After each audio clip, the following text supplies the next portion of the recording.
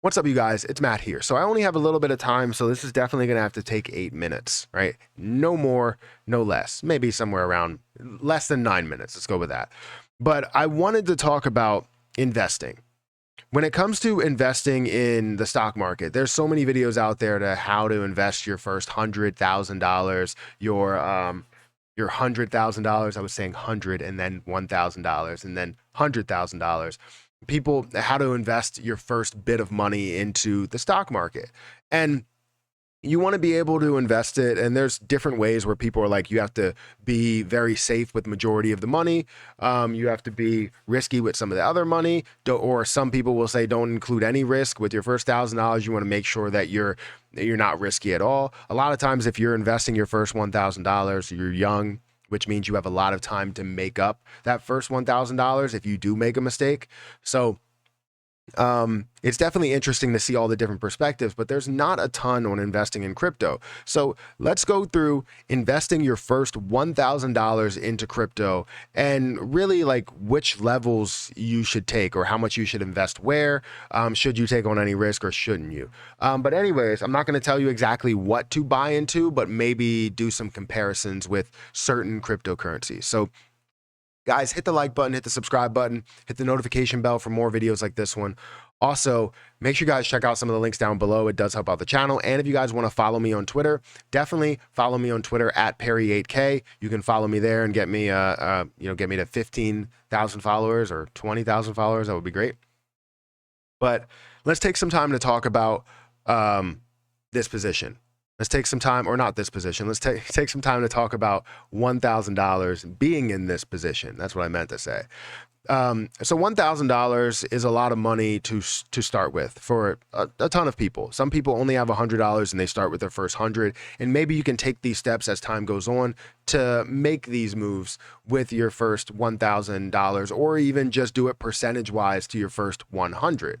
And if you want me to just do $100 video, I would do that, but it might be a quick video because I think with less money, you should really go the more conservative route to establish and understand that, to understand that market. But when it comes to something like $1,000 or $500, that's where you start to have a little bit of wiggle room to make some moves into different positions. So again, a lot of people will take this information and they'll say, all right, well, we should just invest into, Bitcoin, put the whole $1,000 into Bitcoin, or put the whole $1,000 into Ethereum. And I don't think that's the right move, right? I think it's great to be able to see that you can support some of those like top 10 coins or even top 100 coins. But I think, top 2 coins, I would say. I think you need to find a way to spread it a little bit and understand what you are investing into, because you don't only want to just go in blind, which means you have to read a little bit and understand blockchain a little bit, but understanding what you are investing into when it comes to coins and tokens, when it comes to risk versus reward, all of that stuff. And I think the first thing that I would say when it comes to the first $1,000 is to take somewhere between 40 and 50% and invest it into those areas that you believe are kind of those blue chip cryptos, right? That are the, not altcoins, even though everything's really an altcoin besides Bitcoin. If you look at like the top 10, I would consider those as maybe some areas to where you want to invest something into, maybe more that you can get your bang for your buck. Maybe Ethereum, if you wanted to invest maybe $400 or $500 into Ethereum, to where you're taking a little bit less risk because you know that it has the ability to grow from there. Yes, you won't be able to gain a full one Ethereum, but you will be able to gain a portion, and it will grow decently. It's not something where you can expect a 50x return because you're not looking for that low risk, high reward. You're risking half the position, almost half the position, to get a lower reward because you know it's more believable that you are going to get that. Now, when it comes to the next 50%, let's say you invested 50% into Ethereum and you sat it there. When it comes to the next 50 percent. If we're looking at the crypto market, right, Ethereum currently is at 1,164, so you would invest it there. But if you are looking at the next 50%, you want to split it. So I think 10% definitely needs to go to something that may have low risk to high reward. So something that you're risking either 10% of the money and that's not a crazy amount that you have there, but it is 10%. You're willing to lose 10%. So you're risking 10%, but it does have a higher reward scenario with it. So something like maybe Dogecoin or Shiba Inu or Lunic or maybe CRO, if you believe that has a lower risk because it's only at 6 cents right now. So something that you felt and you've done your research on to look at a couple of things when it comes to supply, it comes to volume, it comes to popularity, all of those things, and it has that lower price point, but then has a higher reward associated with it. I think that last 10%, you really need to focus on that. And if you want to stretch it, you can say 20%, but I would stick with around 10%, especially with your first $1,000. When you start to invest more, then if you find success within those areas, you want to maybe invest a little bit more. But typically,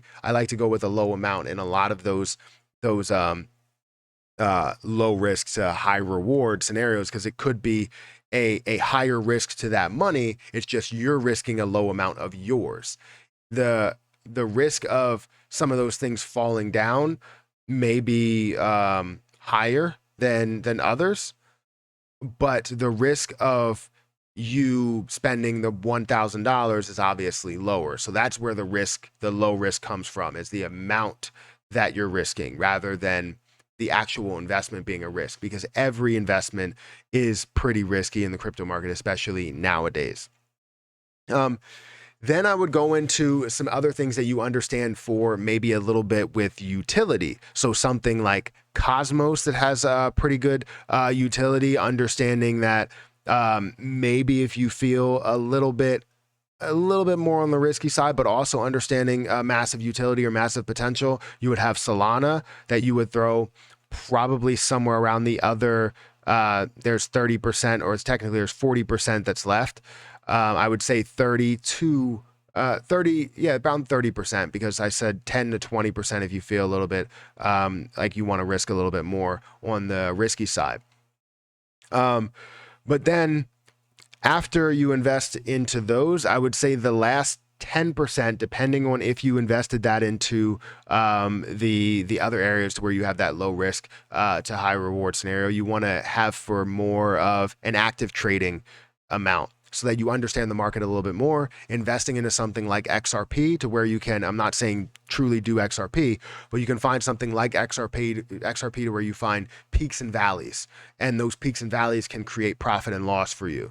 So that's how I would invest the first 1,000. I can tell you the first 1,000 that I invested in the crypto market actually was covered by it was the first $100 that was covered by a risky investment, a little bit of risky investment, which was Dogecoin before it actually blew up, turned that into $500, at which I invested that into Ethereum and took my own advice and how I really did this whole entire thing. So anyways, guys, we are pushing the time limit here. Hit the like button, hit the subscribe button. Let me know what you think about this. I understand that there's a lot more that goes into this, but investing $1,000 is not super tricky.